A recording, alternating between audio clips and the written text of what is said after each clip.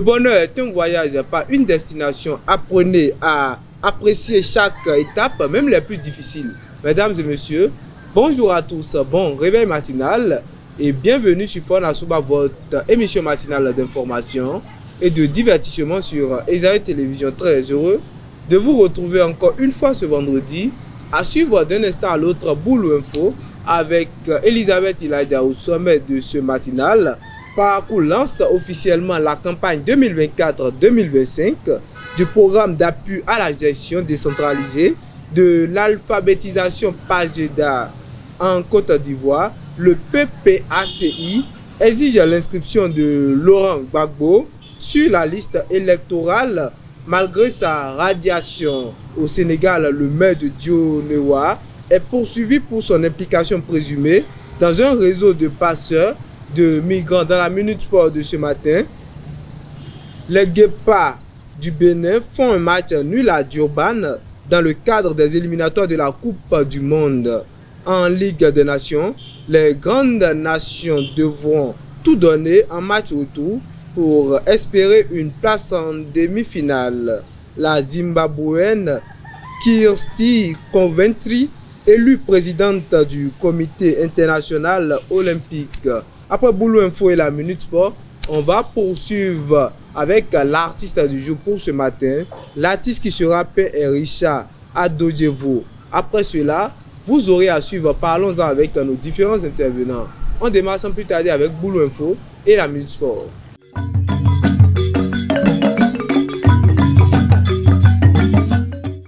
Boulou Info, c'est avec vous Elisabeth Ilaïda. Bonjour. Bonjour Midi. Bonjour à toutes et à tous et bienvenue dans Boulou Info. Le maire de Parakou, Inoussa Zimechabi, a lancé ce mercredi la campagne 2024-2025 du PAGEDA, un programme soutenu par la coopération suisse pour améliorer le taux d'alphabétisation dans la commune. Depuis le 3 mars, les 23 centres d'alphabétisation sont opérationnels avec un engagement fort des facilitateurs malgré les défis rencontrés. Le maire a appelé à une mobilisation collective pour garantir le succès de cette phase essentielle pour le développement local. Suspendu en avril 2024 pour irrégularité dans la gestion des marchés publics, Clément Kapochichi a contesté cette décision en mai 2024. La Cour suprême, jugeant insuffisantes les preuves avancées par l'ARMP, a annulé la sanction le 12 mars 2025. Il reprend ainsi ses fonctions à la tête de la Commission béninoise des droits de l'homme. À Parakou, l'insalubrité devient un problème de plus en plus préoccupant dans certains quartiers. Un grand caniveau à ciel ouvert est devenu une décharge où des habitants jettent leurs déchets, aggravant les risques sanitaires. Nos reporters se sont rendus sur place pour constater la situation et recueillir des témoignages. Dans ce quartier de la ville de Parakou, l'insalubrité est devenue un fléau quotidien. Un grand caniveau ouvert, envahi de déchets, traverse la rue principale, créant non seulement une nuisance visuelle, mais également un danger pour la santé des habitants. L'état de caniveau là, ça va rendre malade. Ils ont nettoyé ça, ça ne fait même pas 2 semaines. Voilà encore les ordures qui sont venus. Et ça nous dérange, surtout quand le soleil sort, quand le soleil est tellement ardent, les odeurs sont tellement visibles, ça dérange. Et ceux qui quittent le marché là, quand ils prennent les ordures là, c'est ici, ils viennent, ils jettent. Et c'est à 20 h ils font ça.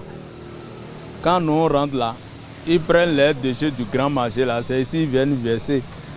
C'est ça qui fait que souvent, même si on repart là, ça devient sale encore. Des habitants souvent contraints de vivre avec ces conditions précaires expriment leur frustration et leur inquiétude. Hier nuit, c'est moi qui ai fait tout cela. J'ai un peu nettoyé pour rendre propre là où nous restons assis pour prendre de l'air. Vraiment, ça ne va pas. Face à ce problème, certains tentent de prendre des mesures en nettoyant les alentours, mais la situation reste ingérable. Les équipes là, ce n'est pas la même équipe. Donc il y a certaines qui viennent le faire régulièrement et certains autres, quand ils viennent, on les notifie à ramasser de l'autre côté. Par exemple, quand vous regardez ce caniveau de l'autre côté, vous voyez que c'est sale. L'autre fois, il y avait quelqu'un qui était venu, je lui ai notifié ça, il me faisait comprendre que c'est 2 équipes, que donc chaque équipe doit faire son travail. Quand un endroit est sale, et puis il y a un citoyen qui demande, qui sollicite l'aide pour la propriété, il faut aussi qu'ils écoutent ce dernier et voient maintenant comment faire et non dire que ça dépend d'équipe ou quoi. Si la mairie ou bien, en tout cas une autorité peut venir punir quelqu'un là, on voit quelqu'un mettre les ordures là, on le prend une fois, ça va servir aux autres. Sans ça, ça ne peut pas servir. Si on prend quelqu'un là et que les gens voient que la personne a eu chaud, la personne paie les amendes, ça peut servir. Sans ça, ça ne peut pas servir. Si on va dire ça oralement là, ça là c'est zéro. Le Parti des peuples africains de Côte d'Ivoire conteste la liste provisoire des électeurs publiée par la Commission électorale indépendante, dénonçant des irrégularités. Il réclame l'inscription de son leader, Laurent Gbagbo, radié en raison d'une condamnation judiciaire. Le parti promet de déposer des réclamations massives pour exiger des corrections avant la présidentielle. Arrêté après l'intercation de 241 migrants au large des côtes sénégalaises, Lansana Sarr, maire de Dionewa, est poursuivi pour trafic de migrants et escroquerie. Il est soupçonné d'avoir perçu des sommes importantes en échange de cette traversée vers les îles Canaries. L'enquête devra terminer s'il dirigeait le réseau et s'il en était qu'un simple acteur. C'est tout pour l'info de ce matin. Merci de nous avoir suivis. Merci à vous, Elisabeth Iladia, pour l'actualité matinale. Chers internautes, on passe à la Minute Sport avec Elvik Umbeto.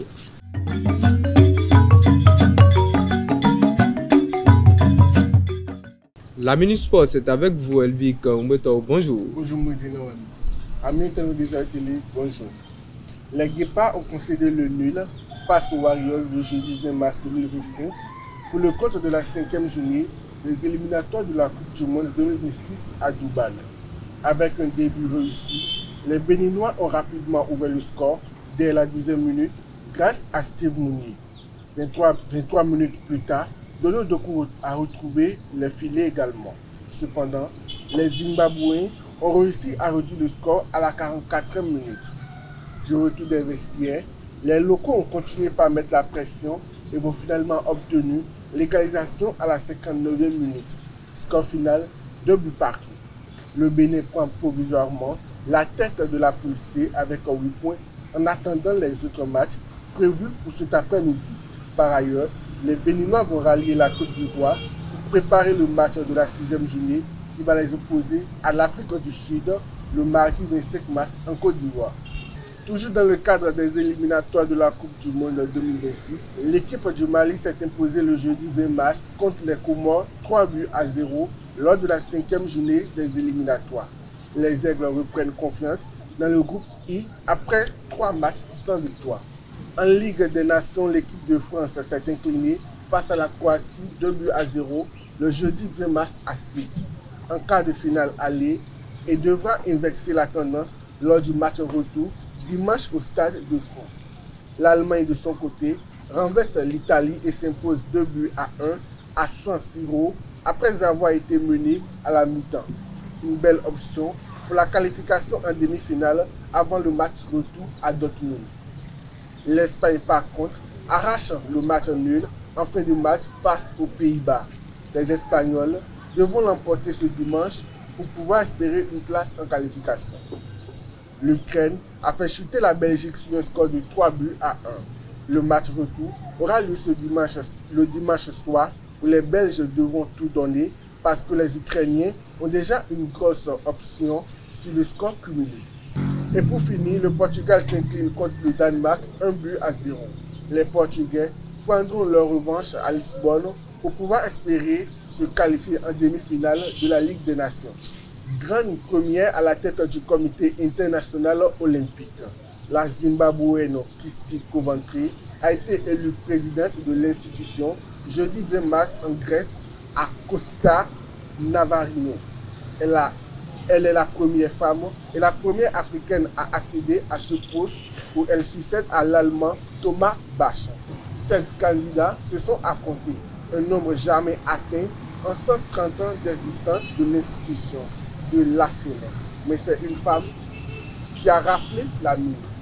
La bosseuse algérienne Iman Khelif, championne olympique à Paris l'été dernier, est cible d'accusations sur son genre et a déclaré mercredi 19 mars 2025 qu'elle visait les Jeux olympiques Los Angeles 2028 et qu'elle ne se laisserait pas intimider par le président américain Donald Trump.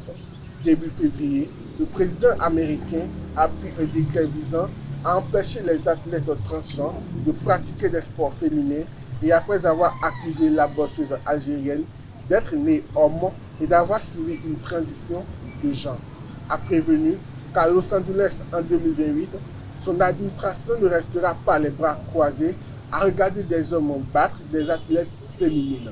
C'est tout pour la minute sport. Merci à vous Elvic Ngwetao pour le sport. Vous restez avec moi. Chers internautes, on passe à l'artiste du jour, toujours avec Elvic.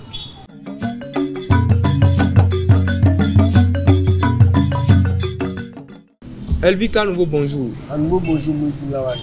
Amis internautes des Arrêts Télé, bonjour à vous. Richard Ado-Djevon est né le 20 mars 1985 à Parakou dans le département du Bangou au nord du Bénin. Ses parents sont originaires du plateau d'Aboumi. Il est d'ethnie Fon, mais le polyglotte manie plusieurs langues dont le français, l'anglais, le batoni et le dendi.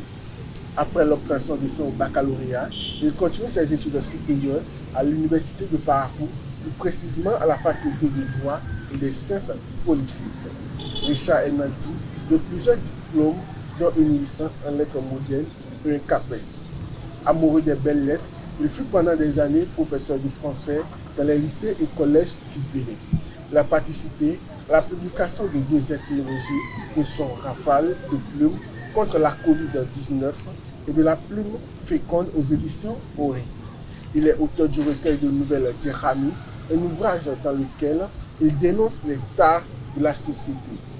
Il est un passionné de la littérature qui n'arrête de faire des merveilles à travers ses études. C'est tout pour l'artiste. Merci à vous une fois encore Elvic Ngwetao pour l'artiste du jour. Vous restez toujours avec moi, chers internautes. Place au Parlons-en avec Elvic Ngwetao et Elisabeth Iladja.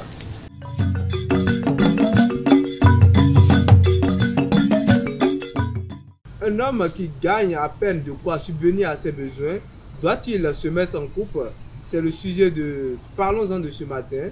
Et le débat est avec vous, Elisabeth Iladja. Bonjour à nouveau. Bonjour Moudi. Et Elvic Ngwetao, bonjour à nouveau. Bonjour Moudi. Alors, directement sur le sujet, Elvic, qu'est-ce que vous pensez? Je pense que tout le monde a le droit à l'amour. Tout le monde a le droit d'aimer et d'être aimé en retour. Tout le monde a le droit d'être aimé et... Bon, tout le monde a le droit d'aimer et d'être aimé en retour. Elisabeth Iladja, sur le sujet de ce matin, qu'est-ce que vous pensez? Bon, moi je ne refuse pas le point de vue de Elvic qui dit que tout le monde a le droit d'aimer et d'être aimé en retour. Sauf que quand on peine à trouver de quoi subvenir à ses propres besoins, en tant qu'un homme, je ne crois pas que c'est vraiment essentiel ou bien nécessaire. Se mettre en couple ne doit pas être en tête de la liste en fait. Se mettre en couple ne doit pas être une priorité. Pourquoi? Bon, parce qu'en réalité, la société a déjà l'image de l'homme en tant que le pouvoir de la famille, du couple, du foyer. Donc en réalité... Vous êtes d'accord ce matin, comme ça va dans votre avantage. Et puis si cet homme qu'on considère comme le pouvoir principal de la famille, peine déjà à trouver de quoi se nourrir ou se vêtir, je ne sais pas trop, et peine déjà à satisfaire ses propres besoins, comment est-ce que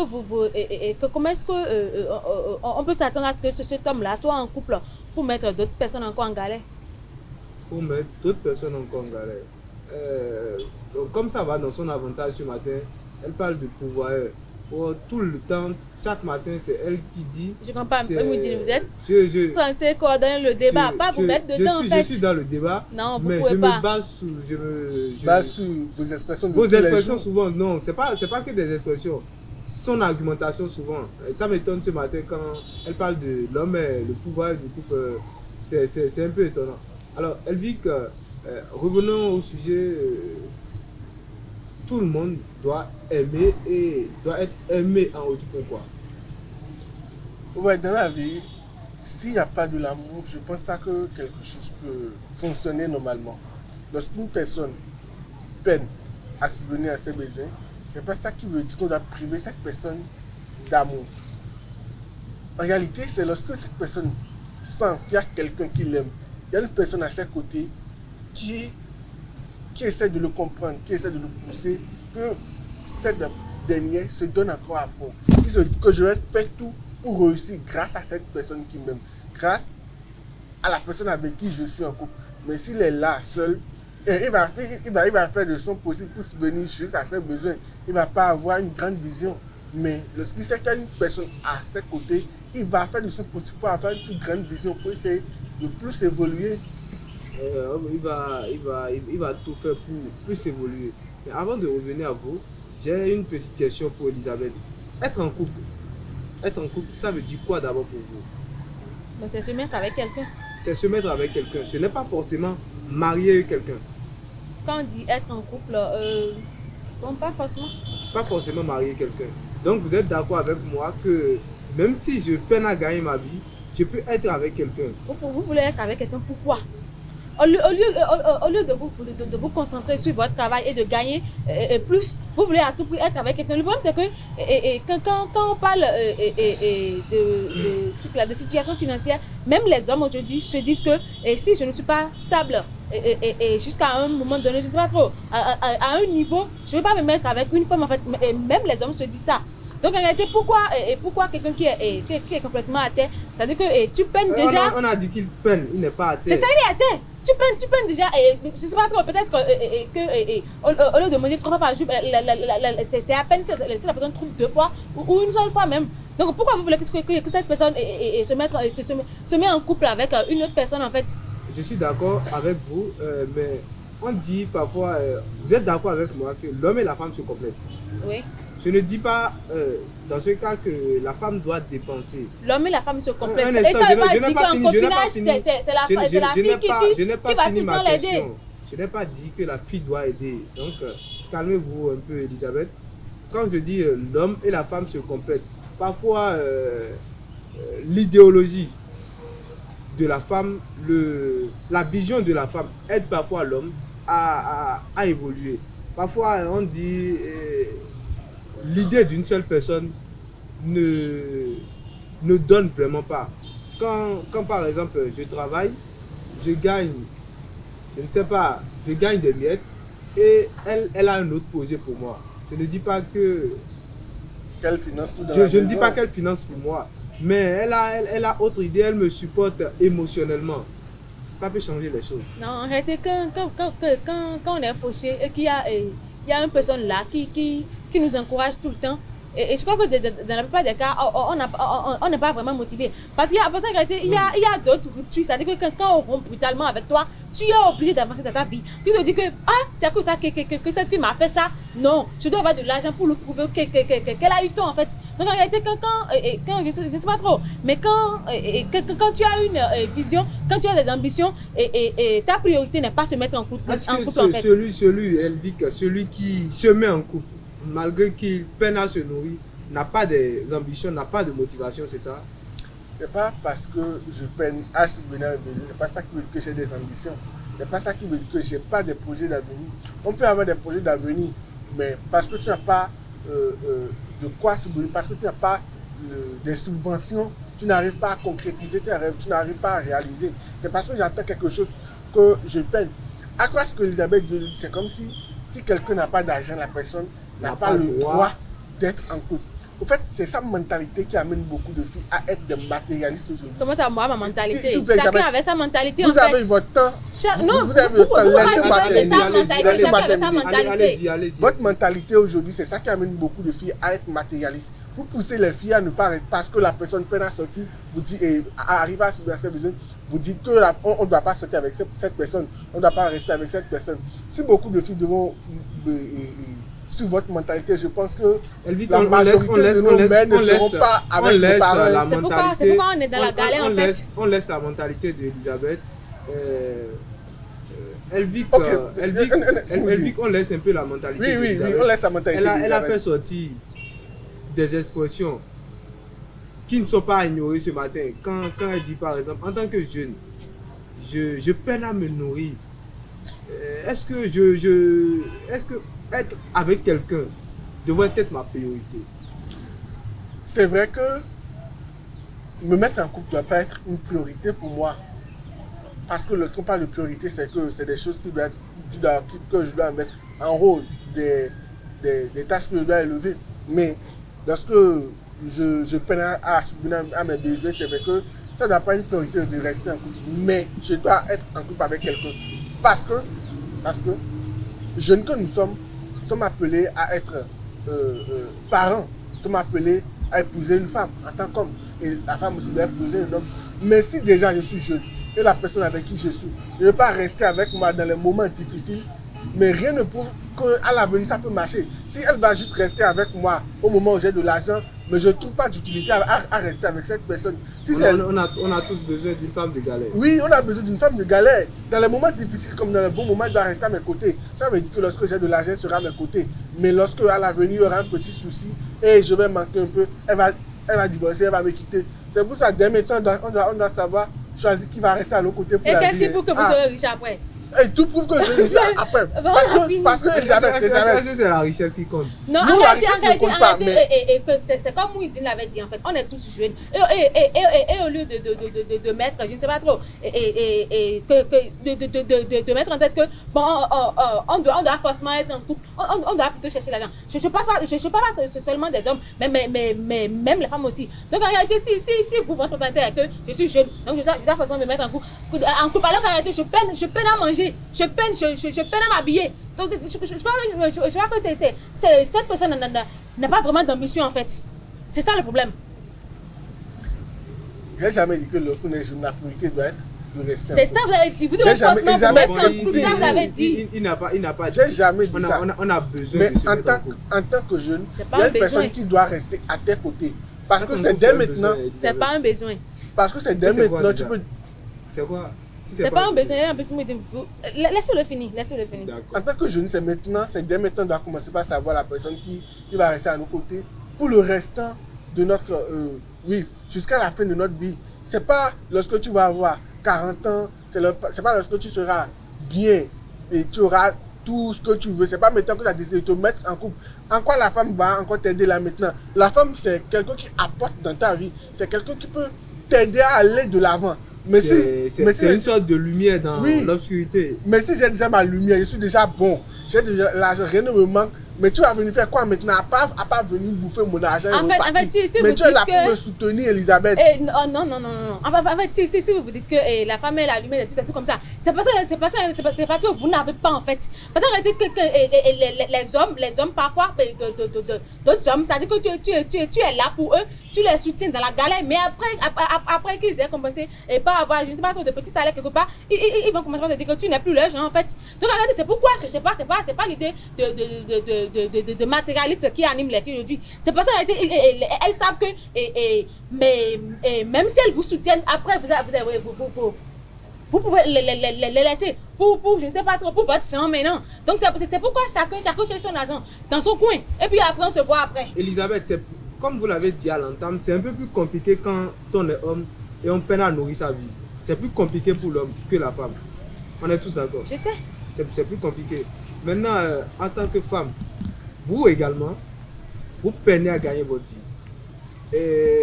Est-ce que, dans ce cas, est-ce possible de se mettre en couple? Non, je le dis en tant que femme. En fait, parce qu'en réalité, si je ne sais pas trop aussi, je serai dans un couple et que c'est seulement l'homme qui doit tout le temps sortir de sa poche et que même le sel de 25 francs, je ne peux pas payer. Ça dit que je suis quasiment inutile dans le couple en fait. Donc quelqu'un qui peine à se nourrir, c'est pas quelqu'un qui... Non, en fait, je sais, mais c'est un exemple en fait. Si à chaque fois c'est l'homme qui doit faire sortir de l'argent dans le couple et que même le sel de 25 francs, je ne peux pas payer. Donc ça veut dire que je suis quasiment inutile en fait. Et puis peut-être si ça arrivait et qu'on se sépare, c'est que je suis complètement fauchée. Parce que je n'ai rien apporté dans le couple et que je partirai sans rien en fait. Le support émotionnel, ça ne veut rien dire pour vous, Elisabeth. Le support émotionnel, en fait, le support émotionnel, ça vient. C'est comme en dernière position en fait. Ça vient complètement en dernière position.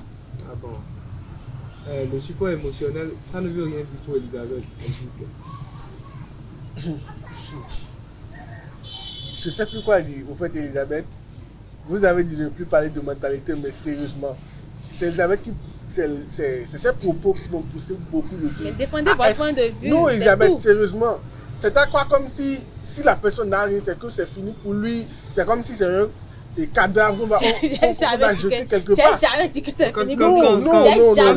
Quand quelqu'un... Si on n'est pas soutenu émotionnellement, je on pense... tombe souvent dans le décor. En fait, c'est ça qui a mené à la dépression. L'émotion, votre maman est là pour vous soutenir émotionnellement. Votre papa est là, vos soeurs sont là, vos frères sont là. C'est pas parce que vous allez chercher une copine dehors pour vous soutenir.